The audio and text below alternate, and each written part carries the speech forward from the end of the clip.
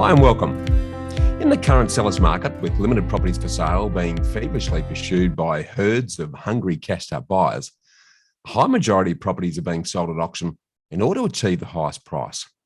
So, in order to equip you with the knowledge and the skills to improve your chances of buying a property under auction conditions, this week we continue our special auction winning series that brings together and draws on a collection of advice from industry leaders, buyers, specialists, and auctioneers like Bryce Holdaway, Rich Harvey, Kate Bakos, Damien Cooley, Justin Nickerson, Lawrence Stanley, and others, along with my own experience gleaned over the last 35 years.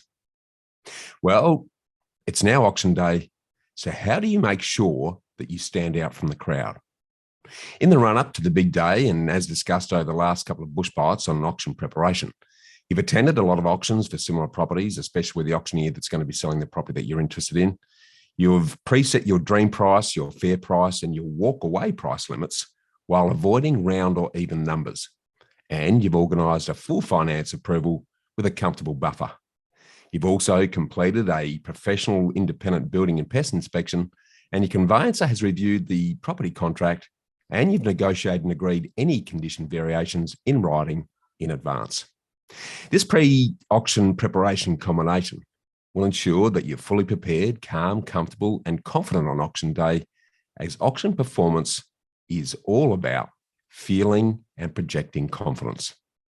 And then on the day, in the lead up to the bidding war, you've adopted a confident success mindset, you expect the unexpected, you understand the auction process and jargon, you've registered early, you're remaining calm at all times, and you've engaged a professional buyer's agent to represent you to eliminate your emotion as your biggest risk. And you've prepared yourself to avoid the 7 deadly sins of auction. You won't talk to your partner during the bidding. You won't phone a friend. You won't let your body language give you away. You won't bring the whole family along. You won't overdress. You won't be rude to the auctioneer. You won't make silly bids, and you won't bid against yourself. In addition, you won't fall for the auctioneer's traps, and you've made sure that you left your competitive ego in the car. I'm now going to give you a peek behind the curtain at some of the psychology and specific behaviours that you can adopt to make the difference between a wasted day and you owning a good property at a good price. The following auction approaches are taken from a chapter of The Insider's Guide to Saving Thousands at Auction by Patrick Bright. Now, Bright says that they won't guarantee you win every auction you attend, but having a thorough understanding of the auction process will certainly help you to give you a better chance of winning well at auction. And here's what he says. It's important to start with the realisation that there are 2 types of auctions. Auctions where the pressure's on the buyers due to buyer competition, which is certainly the case in the current hotly contested FOMO-driven sellers market. And then there are auctions where the pressure is on the vendor due to insufficient competition above the reserve price. So to adopt the right auction strategy, you want to start by getting a handle on which category the auction you're about to bid on actually falls into. And remember that every auction is different. In attending many auctions over the years, I can assure you that no 2 auctions are the same. Sure, you have a similar playing field. However, the players, being the buyers, the referee, and the lines people, being namely the auctioneer and the selling agents, are all different every time. You have to adjust your approach to suit the circumstances. In this regard, some of the factors that can influence the auction dynamics include things like how motivated the vendor is to sell, what the selling agent has said to potential buyers, how much the property has been underquoted by the selling agent, the number of bidders and their price expectations, the location of the auction, whether it be on-site, in auction rooms, or online, and external conditions, for example, a recent interest rate rise, recent media coverage of the property market, the time of year, etc. Now, with this backdrop, when bidding at auction, you need to rely on your experience and your intuition. You can only predict your competition to a point, but if you understand the game and human psychology well enough, you can gain the upper hand. You've got to read the environment, decide what tactics are most suitable. Do you want to set the tone for the auction? Or do you want to sit back and watch and then come in at the last minute? If you've never bid at auction before, take consolation in the fact that other bidders are probably inexperienced as well. But unlike you, They may have not listened to this bush bite. Well, at least you hope they haven't anyway. So the first step to gauge all of this is to arrive early. On auction day, it's a good idea to arrive early by at least 30 to 60 minutes so you can inspect the property for the last time, register to bid, and most importantly, get a sense of your competition. You also need to arrive at the auction early to choose the best vantage point and, as importantly, determine how many bidders are registered. For example, if there's 20 odd bidders, you might decide to open with a strong bid to knock people out, where an opening bid above the advertised price range can immediately shrink the bidding pool. You should also work out where you'll stand for the auction and stake your claim on your spot before anyone else does. Choose a place up front and obvious, just to one side, where you can be seen clearly by the auctioneer when placing your bid, and also where you can see who else is bidding. In this regard, you need to take centre stage or close to it. As buyer's agent Rich Harvey says, when he bids on behalf of someone, he likes to take pole position in the room or on site.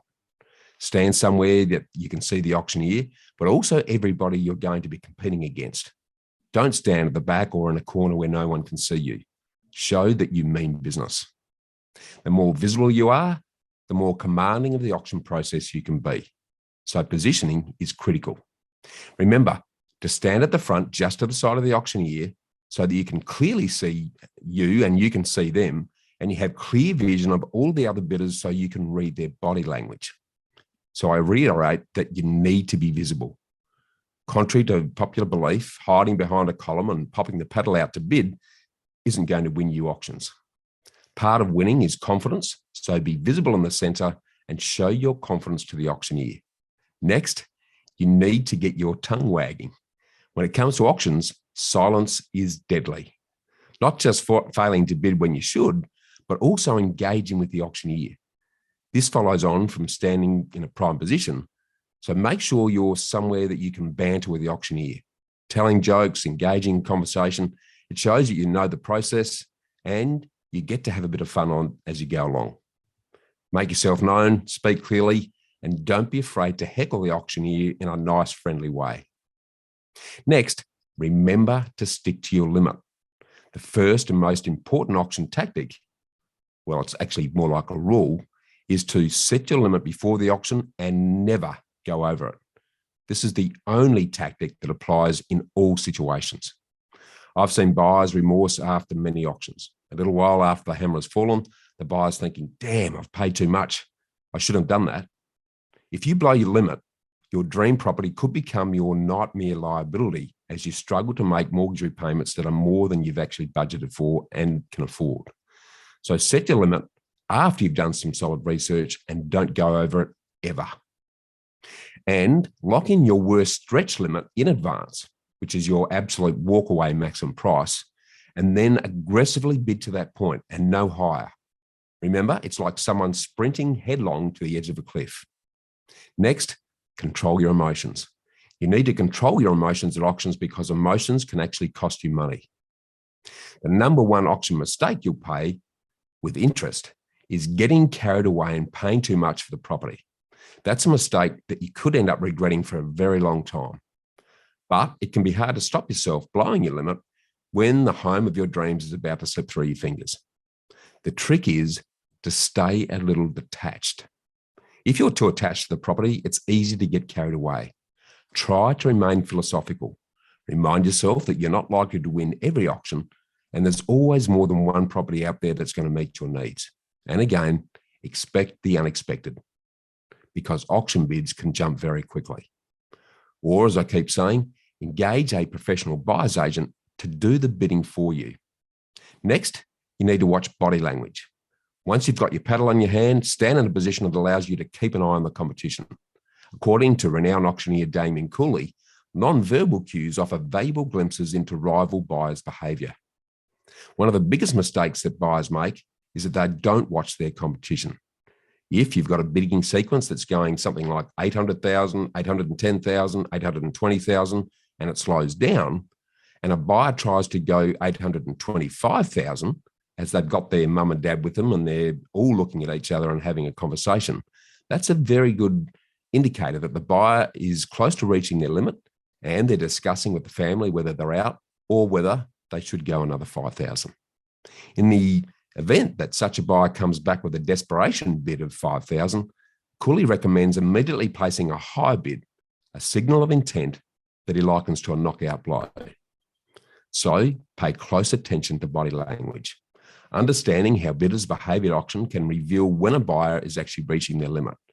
Couples are guilty of some of the biggest tells, which can include having a discussion mid-auction, making a phone call if the other partner isn't present, or even making eye contact with each other.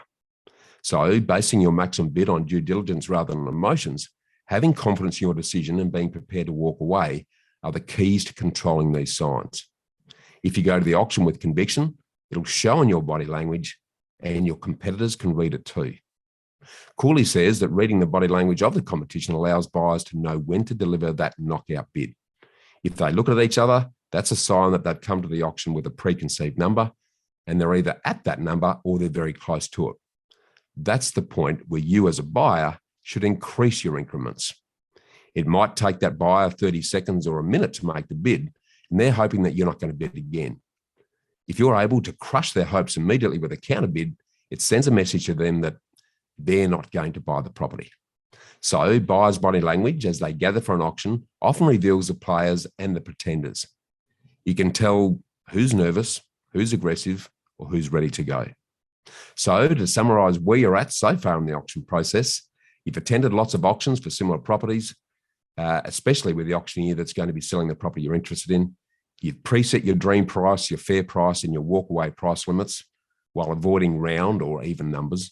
And you've organised a full finance pre-approval with a comfortable buffer.